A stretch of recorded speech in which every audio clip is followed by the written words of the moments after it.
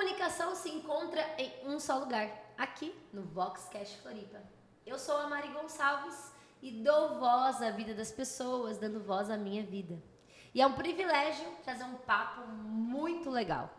Um papo onde a gente vai quebrar tabus. Isso mesmo. Estou com 2 grandes advogados, alunos Vox, e quero apresentar eles para vocês. Comigo aqui, Karina Ávila, advogada e mentora de jovens advogados, atuante há 23 anos na área de direito civil, com ênfase em imobiliário, família e sucessões. Defensora de uma advocacia transparente e humanizada. E comigo também, Leandro Takaki, advogado, bacharel em ciências contábeis, professor e palestrante. Há 18 anos atuando com direito tributário, especialista em atender médicos e grandes empresários com a missão de reduzir impostos, proteger patrimônios e defender em processos judiciais e administrativos.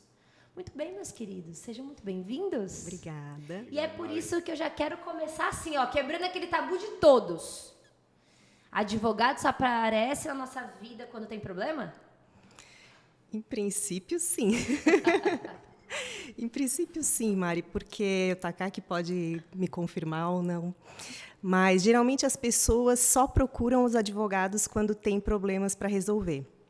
Dificilmente, pelo menos aqui no Brasil, não temos ainda a cultura de uma advocacia preventiva. As pessoas não buscam ainda um advogado antes de surgir um problema. Né? Não procuram consultar para dar um grande passo na sua vida, que é o ideal. Né? O ideal é que a pessoa consulte um advogado antes de comprar um imóvel, para conhecer os riscos, saber como é que ele vai proceder naquele negócio, ou até o ideal seria que nos consultassem antes de casar, imagina, porque, pela lei, o casamento nada mais é do que um contrato. E, muitas vezes, as pessoas se casam ou constituem uma união estável, uma união informal, por anos, e não sabem quais são as regras que regem. Existem muitas regras. E nós, como advogados, estudamos as regras do jogo. Né? Estamos aí para contribuir, para ajudar as pessoas a resolver os conflitos, né? Ou prevenir conflitos. Esse seria o ideal. Perfeito, exatamente.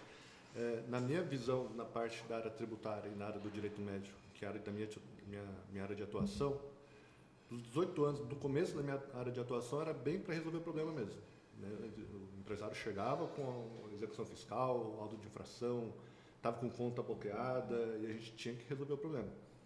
Com o direito médico também, o médico já chegava com o processo que o paciente entrou contra ele. De 7 anos para cá, eu venho percebendo uma transformação na consciência do empresário e do médico, que ele já está percebendo o papel do advogado na parte preventiva, para auxiliar ele tanto na compra de imóvel, tanto na redução da carga tributária de uma forma legal, na elaboração de documentos médicos. Ele está percebendo essa necessidade de ter um advogado acompanhando ele para evitar problema, ou caso ele tenha problema, caso ele seja processado, ele já vai estar bem embasado com uma assessoria preventiva, de uma forma muito estratégica, e, em muitos casos, fica mais barato ele manter uma assessoria preventiva do que ter uma assessoria só no caso de resolução de problema. É verdade. Poupa bastante despesa. Uau. E dor de cabeça? Sim, com certeza. Eu ia trazer esse ponto na minha visão como empresária. Hoje, ter uma advocacia preventiva, ele te dá um suporte, te dá um respirar, te dá uma sensação de que você não está só. São tantos desafios para o empresário, para uma pessoa que é autônoma de si também. Então, ter um advogado, na minha visão, não é somente para resolver problemas, mas é para te dar um apoio emocional, uma estruturação que te ajude a ir além, com mais confiança, seguindo as regras e, quem sabe, até ajudando a ganhar um pouco mais. Sim. Melhorando as condições ali dentro das leis. Eu tenho até algumas clientes que falam que, além de advogado, eu sou como se fosse um terapeuta dela. A gente acaba escutando muito e isso acaba aconselhando, né? De uma forma legal e até de uma forma emocional também. Porque o advogado ele tem que ter essa escutativa para entender a dor além. Isso, interpretar o que o cliente está falando, né? Porque muitas vezes o cliente, quando ele é leigo, ele não sabe nem expressar os detalhes do problema que nós vamos resolver. Então, nós temos que pescar dele onde é que está a violação do direito, né? Onde é que está o problema dele, onde é que nós vamos atuar efetivamente. e ajudar ele com perguntas, né, com várias perguntas, até montar a história dele. Estão entendendo? O papel do advogado é muito além do que a gente espera. E isso é muito gostoso, porque a gente vai moldando a cultura daqui em diante. E pensando nessa jornada, como o Takaki muito bem trouxe para nós, era assim no começo, hoje vejo outra visão. A gente sabe que tem aqui uma pessoa com 23 anos de história, 18 anos de história, só na área de atuação. Olha que incrível. Tragam para mim algum insight, alguma dor, alguma dificuldade que vocês tiveram nessa jornada e que hoje vocês olham com outros olhos, para que as pessoas ouvindo possam também se identificar com essas histórias. A minha primeira dificuldade, vamos dizer assim, o primeiro desafio que eu tive foi, na verdade, antes de fazer direito. Porque eu vim de uma família que tem muito médico. Então, a área da medicina era muito presente na minha família. E me formei no 2º grau do ensino médio, hoje ensino médio, né? Na minha época era colegial. Terminei no ano 2000. E naquela época eu fiz, se eu não me engano, 4 vestibulares para medicina. Não passei. Depois da medicina eu fiz 3 anos de engenharia mecânica. Tem muita gente que não sabe, mas eu fiz 3 anos de engenharia mecânica na Universidade Estadual de Maringá, na UEM, uma faculdade pública. Meus pais estavam radiantes que eu estava na faculdade pública, mas eu não estava me encontrando. E daí o primeiro desafio foi comunicar a meus pais que eu iria largar a engenharia mecânica e iria fazer direito. Ali foi o primeiro desafio. Superado o desafio, para terminar a faculdade de Direito, foi razoavelmente tranquilo, não é uma faculdade muito pesada, mas depois que você se forma, aí o desafio é diário. Todo dia tem um desafio, todo dia tem uma questão nova, um cliente novo, um problema novo, e o desafio não para de aparecer. Então, o desafio para advogado, para o resto da vida. É verdade. Eu tenho 23 anos de profissão e até hoje aparecem situações novas para mim. Nós nunca vamos ter tudo em mente, né? Isso que é o legal do direito também. A gente não para, né? A gente continua sempre estudando. Até porque a lei está sempre se modificando e nós estamos nos adaptando e auxiliando as pessoas que nos procuram a se adaptar também, né? No meu caso, eu comecei a advogar no ano 2000, final do ano 2000, então não tinha internet, era processo físico, era muito jovem. Eu comecei a faculdade com 17 anos, me formei com 22 anos. Então, o primeiro desafio de cara era montar o escritório. Então, assim, eu comecei pelo básico mesmo. Primeiro pensei na mesa, eu preciso de uma mesa para sentar e trabalhar, sabe? E, na época, o meu avô, que já faleceu, ele construiu uma mesa para mim. Ele não era carpinteiro, ele era radialista, mas construiu uma mesa para que eu pudesse trabalhar, fez com todo carinho, pensando em mim. Eu ainda pintei de azul. Usei uma cor bem chamativa, não tinha noção nenhuma de imagem, de marketing, nada, só sabia a lei seca mesmo. E depois o segundo passo foi comprar um computador, então comecei do básico mesmo, né? E estou até hoje na lida. Então fui crescendo, fui desenvolvendo, sempre atuei efetivamente todo esse tempo. Comecei na Defensoria da Ativa, né, que nós chamamos assistência judiciária gratuita, atendendo ao povo carente, então pegava de tudo, né? Não era especializada em nenhuma área, fiz criminal, tributário, civil, o que aparecesse eu ia fazendo. E, com isso, eu peguei muita prática, né? Então, até hoje, eu comento com os jovens advogados, quando eu converso, experimenta todas, né? Porque não é só a teoria que vai te ajudar a escolher a área de atuação, mas também a prática, né? Então, e hoje em dia, o maior desafio que eu observo, realmente, ainda vem de lá, é com o Poder Judiciário. Que o Poder Judiciário ele é muito falho ainda, né? Então, é uma instituição pública aqui do Brasil. Nós temos precariedade em todo o setor público, né? Como nós podemos ver diariamente no noticiário. Vivemos uma situação, um momento de insegurança jurídica. Então, esse eu posso dizer que é o meu principal desafio atualmente. Dentro desses desafios todos que vocês enfrentaram, vocês ainda escolheram continuar essa jornada. Então, por que vocês fazem o que vocês fazem? Qual o propósito de vocês dentro dessas áreas de atuação específicas e nessa jornada que vocês escolheram estar? O propósito que eu vejo 2 propósitos na minha vida. Tem um que é a parte educacional, que é um projeto que eu quero colocar em prática, isso que já vem desde longa data.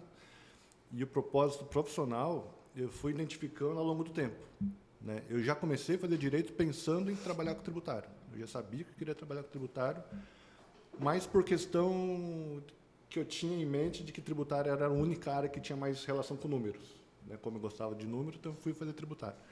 Com o passar do tempo, eu fui percebendo uma vontade de defender mesmo o médico empresário, principalmente na parte tributária agora, porque tem muitos tributos, muitos impostos, que eles existem, mas existem de forma irregular, ou eles nem deveriam existir do jeito que está, ou o valor que está sendo cobrado está sendo maior do que devido.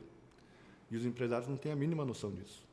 Então, a gente precisa trabalhar de uma forma preventiva, consultiva, orientando esses empresários a recolher os impostos do valor correto, porque o imposto é necessário para o Estado. O Estado tem que arrecadar imposto, mas que seja arrecadado o imposto correto, o imposto devido. E na parte do médico, agora também está dando uma demanda altíssima de processos contra médico, processos na área da saúde, que tem muito paciente muito mal intencionado, que ele vai, procura o médico X, ele faz a cirurgia, mas depois ele entra com o processo e vê o que dá. E o médico que não está preparado, que não tem um documento bem elaborado, ele acaba sendo condenado. Tem muitas condenações de médico que, mesmo ele não tendo cometido nenhum erro na cirurgia, o juiz ainda condena ele porque não tem documento bem elaborado. Isso acaba afetando tanto a saúde financeira quanto a saúde mental de um médico que estudou anos e que está ali para prestar o melhor auxílio que ele tem para o paciente. Então, resumindo, seria como a missão que você citou na introdução.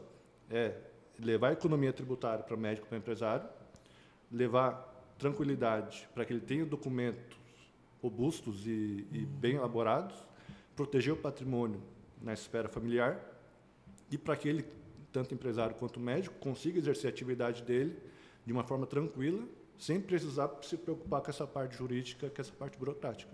Que essa parte jurídica, essa parte burocrática, que muita gente acha chata, a gente acha legal. E a gente acaba trabalhando justamente para levar essa tranquilidade para esses empresários. Verdade, importantíssimo. Né? Sim. No meu caso, hoje eu posso dizer que eu faço o que eu faço porque eu amo. Hoje, esse amor não foi espontâneo, sabe? Exato, foi construído ao longo do tempo, né? Ao longo de vencer muitas dificuldades, né? Conforme eu fui vencendo, eu fui me apaixonando pela profissão. E todas as vezes que eu pensei em mudar de profissão, que foram muitas, eu sempre me mantive, porque eu pensei que é uma profissão muito útil. Eu gosto de ser útil, eu gosto de contribuir e de ajudar as pessoas. Então, é isso que eu faço hoje com muito amor. Inclusive, até cheguei a fazer um curso profissionalizante de fotografia e até fiz alguns ensaios, trabalhei um pouco com isso, mas voltei para a advocacia, porque nunca larguei o escritório, né? Então, as demandas foram crescendo, eu me mantive, mas foi interessante que apareceu um cliente lá no escritório que ele foi processado por um fotógrafo. E no requerimento desse fotógrafo constavam ali, era uma indenização por publicar fotografia sem autorização dele, né? E ali constavam os metadados das fotografias, que provavam que ele era o dono mesmo, que da máquina dele é que tinha sido tirada a fotografia. Então, quando eu li assim, eu entendi o que estava dizendo ali, porque eu estudei aquela matéria no curso de fotografia, então achei muito interessante, gostei muito de trabalhar nesse caso. E assim eu continuo até hoje. Cada cliente que aparece para mim é uma pessoa especial, né, que eu busco realmente trazer um resultado. Eu atuo na área civil, né, então abrange ali a regularização de imóveis das pessoas, na área da família, ajudar na resolução dos conflitos familiares. Geralmente eu já atuo na área litigiosa. Já parto para o litigioso, porque as pessoas estão muito ainda envolvidas emocionalmente com a causa no início do problema. Então, às vezes, no início, a gente não consegue tirar o elemento emocional para poder partir para um acordo, uma conciliação. Então, muitas pessoas elas optam em lutar no processo judicial e, no fim, são vencidas pelo tempo. Porque um processo judicial é lento, é cansativo, é oneroso, e elas acabam sendo ganhas no cansaço. Infelizmente é assim. Mas a gente sempre orienta no início, né? todos os prós e contras de fazer um acordo e avançar com uma luta judicial. E a escolha é de cada um. Com certeza. Eu acho que é muito bonito a gente olhar que o advogado ele não está ali para atuar no problema, ele está ali para ser esse suporte. E eu estou voltando nisso porque eu acredito que tem tudo a ver. Pensando em suporte, eu vejo hoje, por estar atuando numa área de educação, que existe um grande déficit educacional no país. A gente sai da faculdade, mas sai cru para a realidade. Sim. Vocês acreditam que para o advogado também acontece isso? E se sim, o que ele deveria desenvolver? Quais competências, quais habilidades para atuar como advogado, além da advocacia em si própria dita? Sim, sim. A faculdade de Direito, como o nome diz, é faculdade de Direito, não de advocacia. Né? A pessoa aprende o direito, a lei, como aplicar a lei, mas não aprende a advogar. Pelo menos na faculdade que eu fiz, e hoje as estagiárias que trabalham comigo, eu converso com elas e pesco um pouco, né, como é que é a tua faculdade, o que tu está aprendendo, pouca coisa mudou. Sabe? Então, eu saí da faculdade sem aprender noções básicas de administração de negócios, porque no momento que tu abre um escritório, tu está abrindo uma empresa, uma microempresa. Começa pequeno, mas depois contrata uma secretária, contratam as estagiárias, vêm os advogados associados. Então, quando o negócio começa a crescer, começa a ter uma cara de empresa. E o advogado sai sem esse suporte da faculdade. Outra coisa, noções básicas de negociação, técnicas persuasivas, não tem esse tipo de aula. E oratória, não tem aula de oratória na faculdade. Claro, pode haver as exceções, mas nas que eu conheço não existe esse tipo de aula. A matéria é dada mais na forma escrita. Então, é pouco dado na fala, é pouco trabalhada a fala do advogado. Então, aqueles que têm o dom sobressaem, e aqueles que não têm o dom têm que desenvolver essa habilidade. Né? Então, buscar cursos, cursos livres. Né? Hoje em dia, é uma gama de cursos enorme na internet. E a OAB tem um papel fundamental. Eles têm diversos cursos específicos sobre todas as áreas. Então, saiu da Faculdade de Direito, com certeza, na OAB participe, né, da OAB da sua cidade e participe dos cursos, assista às aulas, continue por ali. Perfeito, exatamente isso. Na minha faculdade também, a gente não tinha, só ensinava o direito, só ensinava a ser advogado. Agora, depois que você sai da faculdade e começa a trabalhar, aí você vê que o mundo é totalmente diferente. Né? E eu digo isso tanto na parte da advocacia, e eu posso dizer também pelos meus clientes médicos, a medicina também carece muito disso. Então, eu acredito que não só a advocacia, mas qualquer outra profissão, ela peca muito em ficar só na parte técnica. Né? Acho que ela poderia ser um pouco mais ampla. No jurídico, na atividade como advogado, eu sinto que a faculdade deveria preparar mais o advogado, o aluno, para a parte de gestão, que entra na parte da administração, parte de inteligência emocional. Muito advogado não tem mínima inteligência emocional para conseguir atuar. A gente vê casos de briga entre advogados Sim. por questões pequenas, né? Não tem inteligência emocional. Uma parte de vendas, o advogado não sabe se vender. O advogado precisa se vender, e aí a oratória é fantástica para isso, ajuda muito. E principal, que eu acho, para advogado, que principalmente para aluno e estagiário, é networking. Sem o networking, o advogado não consegue fazer praticamente nada. Porque ou ele precisa de networking para ter cliente, ou ele precisa de networking para precisar de ajuda. Quando ele precisa de ajuda, ele tem que ter uma rede de relacionamento boa para conseguir auxiliar a seguir na melhor solução para o cliente dele. Então, se for resumir, é gestão, inteligência emocional, networking e vendas. E tudo isso que você me trouxe me ajude a ver se eu estou certo ou não. Ou a gente vai desenvolver através de habilidades, cursos livres, concordo. Vocês acham que é importante a pessoa investir esse tempo? Por que eu trago essa informação? Estamos na Vox. Estou com 2 alunos Vox que passaram por uma jornada. E qual foi a diferença que a Vox gerou na vida de vocês? Eu acho que eu já contei essa história para você, né? Eu estou com a minha esposa, a Gabi, desde 2016. Desde que eu conheci a minha esposa, ela é médica, então ela me ajuda também na parte técnica da área do direito médico. Desde que eu conheço ela, ela falava, você precisa fazer curso de oratória. E eu nunca acreditei que fazia audiência, fazia reunião, atendia cliente. Para que eu vou fazer oratória? E daí a gente mudou para Florianópolis, conheci a Vox pelo Instagram, vim aqui, fiz a matrícula e me matriculei. Sinceramente, eu não percebi uma evolução muito grande assim para mim. Eu vi que melhorou muito organização de ideia, dicção. Eu até comentava que eu falava muito rápido, muito enrolado, melhorou muito.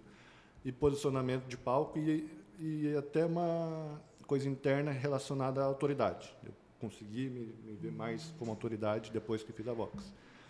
Só que na visão dela, que ela não acompanhou toda semana a gente fazendo as aulas ali, ela viu um pulo gigantesco, né? Eu não percebi porque foi uma evolução gradual.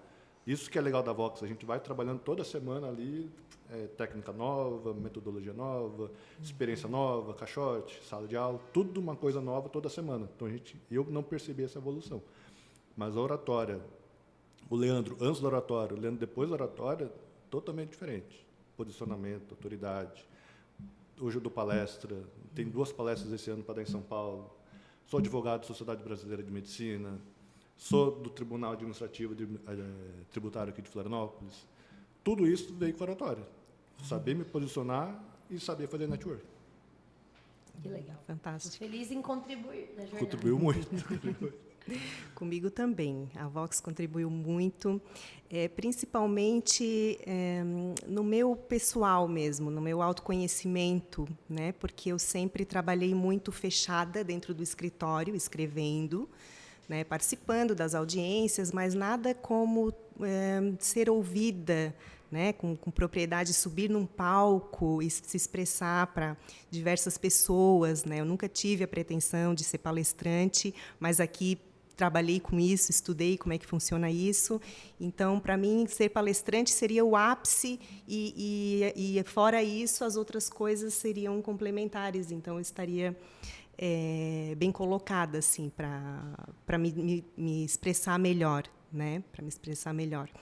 Então, foi um aprendizado grande de autoconhecimento para mim.